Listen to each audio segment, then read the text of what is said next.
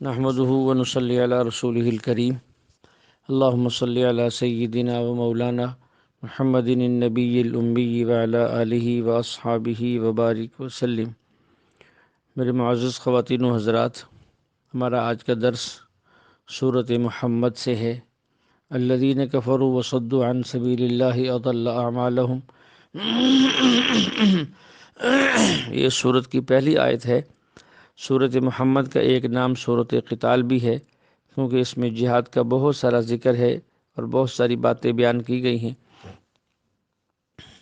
کفار اور مومنین کے انجام کو بھی ذکر کیا گیا ہے۔ الذین کفروا وصدوا عن سبیل اللہ اضل اعمالهم، کافروں کا انجام ہے۔ والذین آمنوا وعملوا الصالحات وآمنوا بما نزل على محمد وهو الحق من ربهم کفر عنهم سیئاتهم واصلح بالهم۔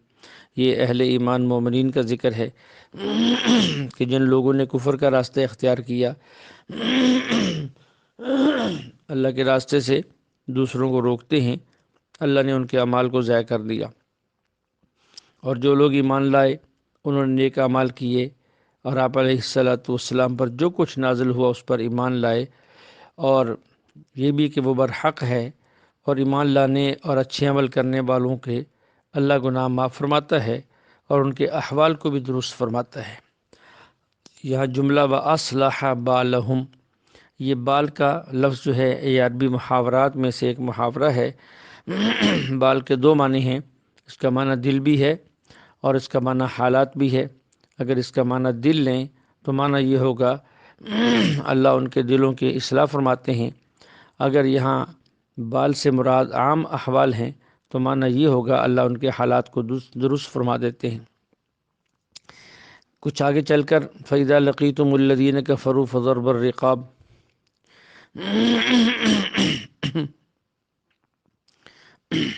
یہاں یہ بیان ہو رہا ہے کہ جب جہاد ختم ہو جائے تو جو لوگ قید ہو جائیں ان کے بارے میں دو اختیار ہیں۔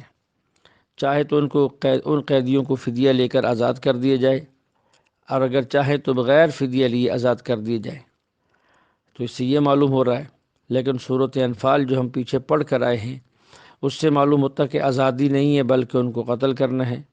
جیسا کہ ہم نے پڑھا ما کان لنبی ان یکون لہ اسرى حتی یثخن فی الارض تریدون عرض الدنیا واللہ یرید الآخرہ۔ جب بدر کے قیدی گرفتار ہوئے، حضور علیہ السلام نے صحابہ سے مشورہ کیا، ہر ایک کی رائے مختلف تھی۔ حضرت عمر رضی اللہ عنہ نے عرض کیا، رسول اللہ، ہر ایک کے رشتہ دار کو اس کے حوالے کیے جائے، وہ اپنے ہاتھ سے قتل کرے۔ میرے رشتہ دار مجھے دیے جائیں اور حضرت عثمان کے رشتہ دار انہیں دیے جائیں، ابو بکر کے رشتہ دار انہیں دیے جائیں۔ ہر بندہ اپنے رشتہ داروں کو خود قتل کرے، ان کی گردنیں خود کاٹے۔ حضرت ابو بکر رضی اللہ عنہ کی رائے یہ تھی کہ ان کو آزاد کر دینا چاہیے، شاید یہ کلمہ پڑھ لیں اور ان کی نسلیں اسلام قبول کر لیں، باقی جو شہید ہو گئے وہ تو جنت میں جائیں گے۔ تو یہ ابو بکر رضی اللہ عنہ کا مزاج تھا۔ حضور علیہ السلام نے حضرت ابو بکر صدیق رضی اللہ عنہ کی رائے کے مطابق فیصلہ فرمایا۔ اس پر قرآن کی یہ آیت نازل ہو گئی، ما کان لنبی ان یکون لہ اسریٰ حتی یثخن فی الارض، کہ کسی نبی کے لیے مناسب نہیں ہے کہ وہ ان سے فدیہ لے۔ تنبیہ کی گئی کہ آپ علیہ السلام کو یہ فیصلہ نہیں کرنا چاہیے تھا۔ تو یہ حضور علیہ السلام کا اجتہاد تھا، کئی آراء آئیں، ان میں سے ایک رائے کو اپنے اجتہاد کے مطابق فیصلہ کر دیا۔ حضور علیہ السلام نے فرمایا، اگر اللہ کا عذاب آ جاتا تو حضرت عمر بن خطاب، حضرت سعد بن معاذ کے علاوہ کوئی نہ بچتا۔ یہ تو اللہ نے کرم کیا ہے کہ خدا کا عذاب نازل نہیں ہوا۔ تو اس آیت سے معلوم ہوتا ہے کہ قیدی کو آزاد کرنا جائز ہی نہیں بلکہ اسے قتل کرنا چاہیے۔ بظاہر دونوں آیات میں تعارض ہے، تو اس بات کو سمجھیں کہ یہاں حقیقت میں کوئی تعارض نہیں ہے۔ اصل بات کیا ہے کہ حاکم وقت کو 4 اختیار ہیں قیدیوں کے بارے میں۔ نمبر 1، جب لوگ قید ہو جائیں، حاکم چاہے تو ان کو قتل کر دے۔ نمبر 2، اگر حاکم چاہے تو انہیں غلام اور باندیاں بنا کر رکھے۔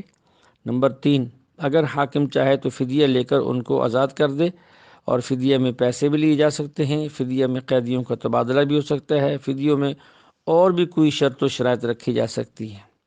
اور نمبر 4، چوتھا اختیار یہ ہے کہ بغیر فدیہ لیے بھی اگر چاہے تو آزاد کر سکتا ہے۔ یہ حاکم کو 4 اختیار ہیں۔ جنگ بدر کے موقع پر یہ بات سخت اس لیے تھی، ناپسندیدہ اللہ کو اس لیے تھی کہ ابھی مسلمان کمزور تھے، طاقت میں نہیں تھے، اور طاقتور کفر گرفتار ہوا تھا، تو منشا خدا یہ تھا کہ ان کو قتل کریں تاکہ کفر کی طاقت ٹوٹ جائے۔ ہاں، جب اسلام طاقت میں ہو پھر اہل اسلام کو پورا اختیار ہے کہ جو بھی صورت اختیار کریں جائز ہے۔ تو حاکم وقت کو 4 اختیار ہیں، 2 وہاں سے ثابت ہیں سورۃ انفال کی آیت سے، اور 2 یہاں سے ثابت ہیں سورۃ محمد کی آیت سے۔ اسی طرح اس صورت میں وَلَوْ شَاءَ اللَّهُ لَانتَصَرَ مِنْهُمْ وَلَٰكِن لِيَبْلُوَ بَعْضَكُمْ بِبَعْضٍ۔ اللہ تعالیٰ نے یہاں جہاد کی ایک حکمت بیان کی ہے کہ پہلو قوموں پر عذاب آتا، قومیں تباہ ہو جاتی۔ اللہ فرماتے اگر ہم بھی چاہتے، آج بھی ہم یہ چاہتے تو عذاب دے کر تباہ کر سکتے تھے، لیکن ان کو عذاب دے کر تباہ کرنے کی بجائے ہم نے جہاد کا حکم دیا۔ قاتلوہم یعذبہم اللہ بایدیکم، کہ تم ان سے لڑو اور اپنے ہاتھوں سے ان کو عذاب دو، ان کو قتل کرو۔ اس میں حکمت کیا ہے؟ وَلَٰكِن لِيَبْلُوَ بَعْضَكُمْ بِبَعْضٍ، یہاں امتحان ہے اہل ایمان کا بھی اور اہل کفر کا بھی۔ مسلمانوں کا امتحان کیا ہے؟ کیا مسلمان اپنی جان اللہ کے راستے میں پیش کرتا ہے کہ نہیں کرتا؟ اپنا مال اللہ کے راہ میں خرچ کرتا ہے کہ نہیں کرتا؟ اور کافروں کا امتحان کیا ہے کہ وہ میدان میں مسلمانوں کی فتوحات دیکھ کر، اللہ کی مدد کو دیکھ کر کلمہ پڑھتا ہے کہ نہیں پڑھتا؟ دونوں کا امتحان ہے۔ اس کے بعد شہداء کے انعامات کا ذکر ہے، والذین قتلوا فی سبیل اللہ فلن یضل اعمالہم، کہ جو لوگ میدان کے اندر جو ہے وہ مارے گئے، قتل ہو گئے، وہ پریشان نہ ہوں، اللہ نے ان کے لیے بڑے انعامات ذکر کیے ہیں، ان کے اعمال ضائع نہیں ہوئے۔ فلن یضل اعمالہم، یعنی لوگ یہ نہ سمجھیں کہ فاتح بننا اور قاتل بننا اصل ہے، نہیں، مقتول ہو جائے تو بندہ ختم ہو جاتا ہے، فرمایا ایسا نہیں ہے۔ اس بندے نے جہاد کیا ہے، راہ خدا میں مقتول ہوا ہے، ہم اس کے اجر کو ضائع نہیں کریں گے، ان کے اعمال کو ضائع نہیں کریں گے، بلکہ ان کو پورا بدلہ دیں گے۔ اور کیا دیں گے؟ سیہدیہم، جنت کی طرف رہنمائی کریں گے، ویصلح بالہم، ان کے احوال کی اصلاح کریں گے، ویدخلہم الجنہ، اور ہم انہیں جنت میں داخل کریں گے، عرفہا لہم، وہ جنت کی ہر چیز کو یوں جانتا پہچانتا ہوگا جیسے دنیا کے اندر چیزوں کو جانتا پہچانتا ہے۔ یعنی وہ جنت میں داخل ہوتے ہی وہ ساری چیزوں کو خود جاننے پہچاننے لگ جائے گا کہ یہ میری بیوی ہے، یہ میری فلاں بیوی ہے، یہ میری فلاں بیوی ہے، یہ میرا محل ہے، یہ میرا سونے کی جگہ ہے، یہ بیٹھنے کی جگہ ہے، یہ باغ میرا ہے، یہ نہریں میری، سب کچھ کو عرفہا لہم میں ہے کہ وہ سب کچھ کو جانے پہچانے گا۔ اسی طرح جو ہے اہل ایمان کا یہاں ذکر ہے کہ اللہ جل شانہ اہل ایمان کا دوست ہے۔ ذالک بأن اللہ مولی الذین آمنوا وأن الکافرین لا مولی لہم۔ اس سے پیچھے بھی ایک آیت ہے جس کا تعلق اسی آیت کے ساتھ ہے۔ اللہ فرماتے کیا یہ لوگ زمین میں چلتے پھرتے نہیں ہیں؟ یہ دیکھ لیتے کہ ان سے پہلے جو لوگ گزرے ان کا انجام کیسا ہوا، اللہ نے ان کو تباہ و برباد کر دیا۔ ان کافروں کے لیے بھی اسی طرح کا عذاب ہے۔ اس کی وجہ کیا ہے؟ اللہ رب العزت ایمان والوں کا مولا ہے، کفار کا کوئی مولا نہیں۔ اللہ ایمان والوں کا مولا ہے، کفار کا کوئی مولا نہیں۔ حالانکہ دنیا کے اندر کفار کے بھی مولا ہوتے ہیں، تو یہاں دراصل حقیقی مولا اللہ کی ذات مراد ہے، اور وہ صرف مسلمانوں کا ہے، کیونکہ کفار نے تو اللہ جل شانہ کو چھوڑ دیا ہے۔ اس لیے اللہ فرماتے ہیں کہ اہل ایمان کا مولا تو اللہ ہے، لیکن کافروں کا مولا اللہ نہیں ہے۔ یہاں ایک اشکال عرض کر دیتا ہوں، ہر زمانے میں نئے نئے فتنے پیدا ہوتے رہتے ہیں، ہمارے زمانے کے اندر بھی بڑے فتنے پیدا ہوئے ہیں۔ کچھ عرصے سے ایک فتنہ یہ ہے، کچھ لوگ یہ کہنے لگے کہ یہ مولا جو ہے یہ تو اللہ کے لیے خاص ہے، کسی انسان کو مولا کہنا یا مولانا کہنا یہ غلط ہے۔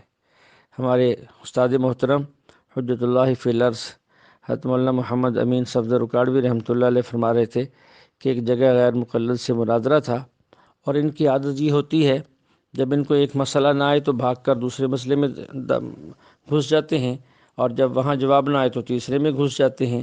ہماری اسی طرح بات ہو رہی تھی، اسے کسی بھی بات کا جواب نہیں آ رہا تھا، تو میں نے کہہ دیا مولانا پہلے مسئلے کو تو پورا کر لیں، پھر دوسرے مسئلے کو بعد میں چھیڑتے ہیں۔ فرمایا کہ بس میرے منہ سے لفظ مولانا نکلنا تھا اور اس کو جان چھڑانے کا بہانہ ملنا تھا، تو مجھے کہنے لگا کہ آپ نے مجھے مولانا کہا ہے؟ میں نے کہا ہاں۔ کہتے مولانا تو اللہ کی صفت ہے، کسی انسان کو مولانا کہنا یہ شرک ہے، آپ نے مجھے مولانا کہہ کر شرک کیا ہے۔ میں نے کہا اچھا، کسی انسان کو مولانا کہنا یہ شرک ہے؟ کہتا بالکل شرک ہے۔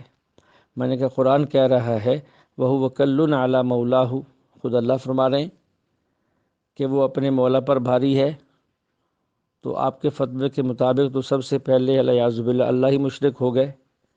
اور پھر حضور علیہ السلام فرما رہے ہیں من کنت مولاہ فعلی مولاہ، جس کا میں مولا ہوں علی اس کا مولا ہے۔ آپ کے فتوے کے مطابق الیاذ باللہ دوسرے نمبر پہ اللہ کے نبی علیہ السلام مشرک ہو گئے، اور تیسرے نمبر پہ آپ کے علماء کے جتنے اشتہارات چھپتے ہیں جلسوں کے یا کتابیں چھپی ہوئی ہیں سب کے اوپر مولانا لکھا ہے، تو یہ لکھنے والے اور لکھوانے والے اور پسند کرنے والے اور کہلوانے والے بقول آپ کے وہ بھی سب مشرک ہو گئے۔ تو اس قسم کے فتنے لوگ پیدا کرتے رہتے ہیں، حالانکہ یہ کوئی ایسا جملہ نہیں ہے۔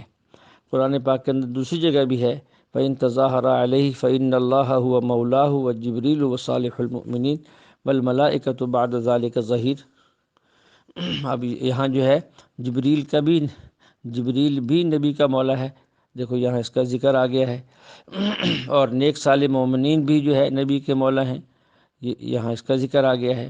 تو یہ کوئی ایسی بات نہیں ہے، بعض باتیں عرف کے اندر چلتی ہیں اور عرف کا اعتبار کی جاتا ہے شریعت کے اندر، اس لیے خام خواہ اس قسم کی باتوں کو لے کر جو ہے وہ گمراہی اور فساد نہیں پھیلانا چاہیے۔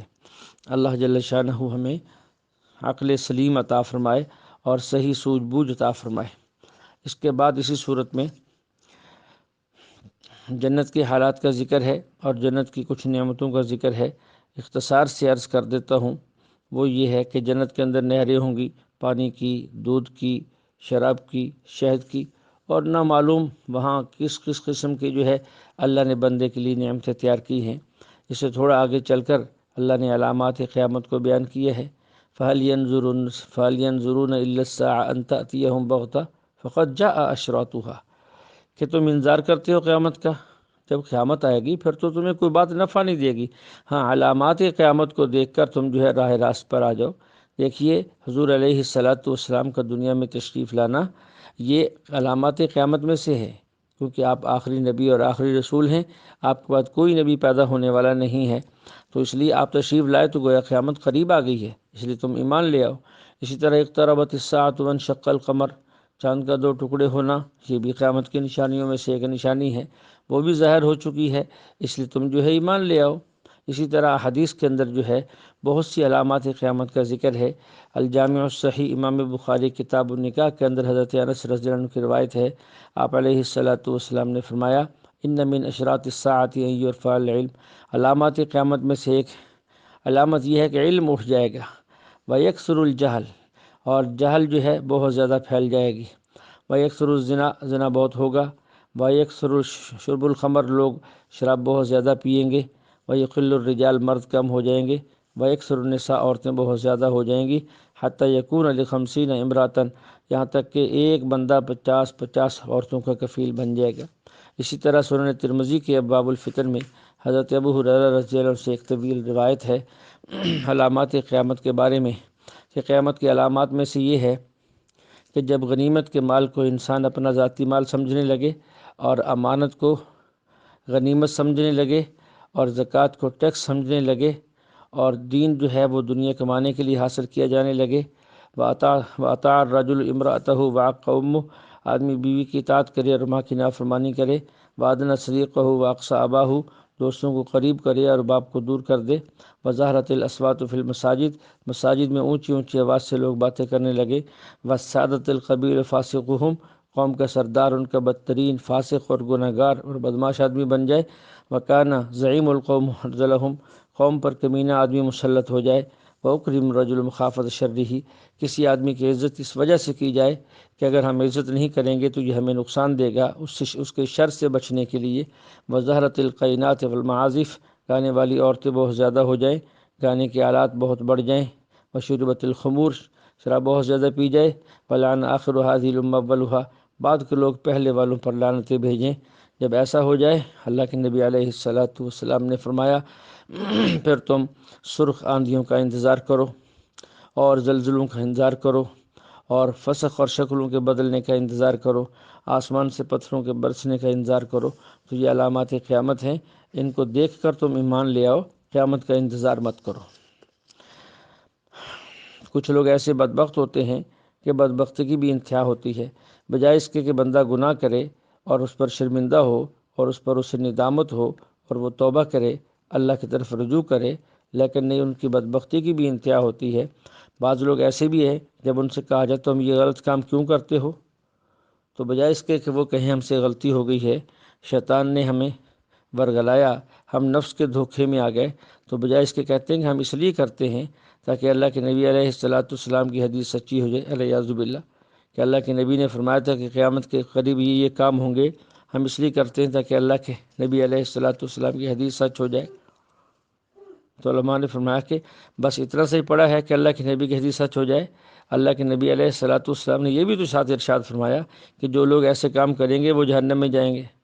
تو کیا آپ جہنم میں جانے کے لیے یہ کام کرتے ہیں جس سے بندہ جہنمی ہو جائے اور جہنم میں پہنچ جائے؟ اگر پہلی بات آپ علیہ السلام کے کہنے سچی کرنے کے لیے کر رہے ہو تو دوسری بھی تو آپ اس کو سچی کرنے کے لیے کر رہے ہو۔ اس لیے جو ہے انسان کو چاہیے کہ اس قسم کی خرافات سے بندہ جو ہے وہ محفوظ رہے اور دوسروں کو بھی محفوظ رکھے۔